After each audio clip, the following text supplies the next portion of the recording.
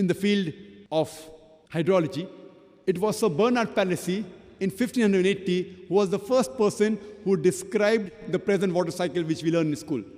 Previously, we did not know about the water cycle. The first person was Sir Bernard Palissy in 1580 that he described that the water evaporates from the ocean, forms into clouds, it moves into the interior, it falls down as rain, and the water table is replenished. Now, this water cycle is described in the Qur'an in great detail in several places. In Surah Zumar chapter 39, verse 21.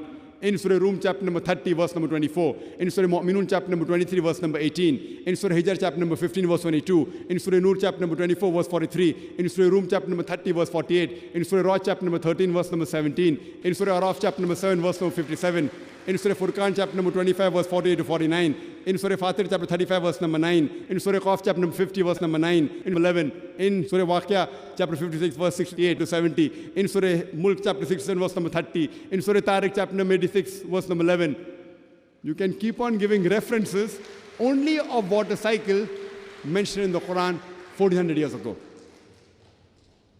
The Quran speaks about the water cycle in great detail. You can talk for several minutes on each verse, talking about water cycle. Who could have mentioned this in the Quran 1400 years ago?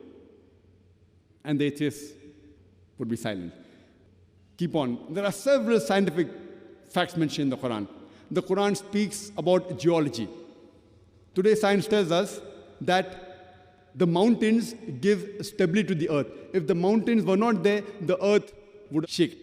The Quran says in Surah Naba, chapter number 78, verse number 6 and 7, that we have created the earth as an expanse, wal jibala autada, and the mountains as stakes. Today, science tells us that the portion of the mountain you see above the ground is a very small portion. The major portion is deep within the ground. Like how when you put a tent peg in the ground, small portion remains on top, the major portion goes down. And these roots of the mountain, they give stability to the earth.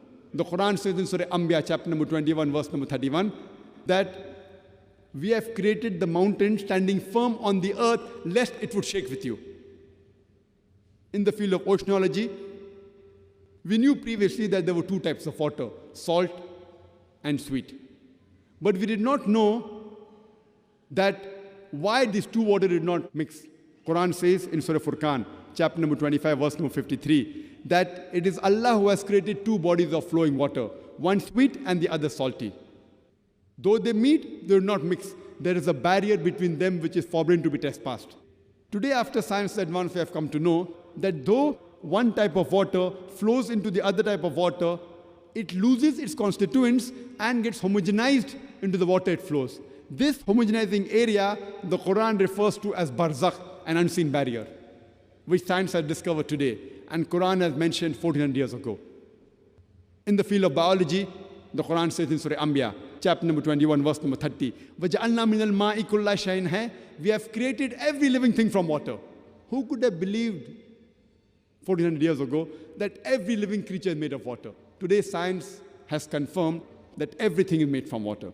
Quran says in Surah Noor, chapter number 24, verse number 45, we have created every animal from water. Quran says in Surah Furqan, chapter number 25, verse number 54, we have created every human being from water. In the field of botany, Quran says that even the plants have got sexes, male and female. In Surah Taha, chapter number 20, verse 53, which we came to know recently.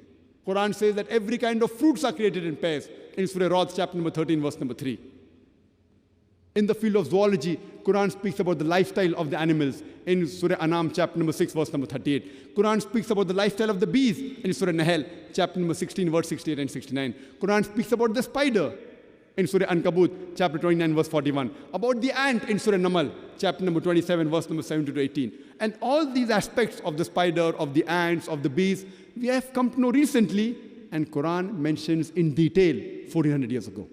Who could have mentioned this? Quran speaks about medicine, that in the honey there is healing for humankind. In Surah Nahl, chapter number 16, verse number 68 to 69. Quran speaks about the production of milk and the circulation of blood. In Surah Nahl, chapter 16, verse 66, and Surah Mu'minoon, chapter number 23, verse 21, 1400 years ago, which we have come to know recently. Quran speaks about medicine, about physiology, about embryology. The various stages of the human development is described in detail in Surah Mu'minoon, chapter number 23, verse number 12 to 14. Qur'an speaks about genetics, about the sex responsible for the child. In Surah Najm, chapter number 53, verse number 45. Qur'an speaks about the fingerprinting method in Surah Qiyamah, chapter number 75, verse number 3 and 4. After every scientific fact mentioned in the Qur'an, ask the atheist, who could have mentioned this in the Qur'an 1400 years ago? And his reply would be, the creator, the manufacturer, the maker, the inventor. This creator, this manufacturer, this maker, this inventor, we Muslims, we call him as Allah. Even to an atheist, we can prove about the existence of Allah subhanahu wa ta'ala with the help of the last and final revelation, the glorious Qur'an. We are not using science to prove Allah subhanahu wa ta'ala. The science is the yardstick of the atheist. Our yardstick is the Qur'an. We are using our yardstick and comparing with his yardstick and trying to prove that our yardstick, the glorious Qur'an, is far superior to your science. So these type of non-Muslims do Dawah based on the similarities. If he thinks science is ultimate, we use science and try and get science and the commonalities in the Qur'an and try to get him closer to Islam. Allah says in the Qur'an in Surah Nahl, chapter number 16, verse number 125. Udu ila sabili rabbika bil hikmah wal mawzat al hasna wajadilhum billati ahsan. Invite all to the way of thy Lord with wisdom and beautiful preaching, and argue with them and reason with them in the ways that are best and most gracious. We have to do dawah with hikmah and with husna.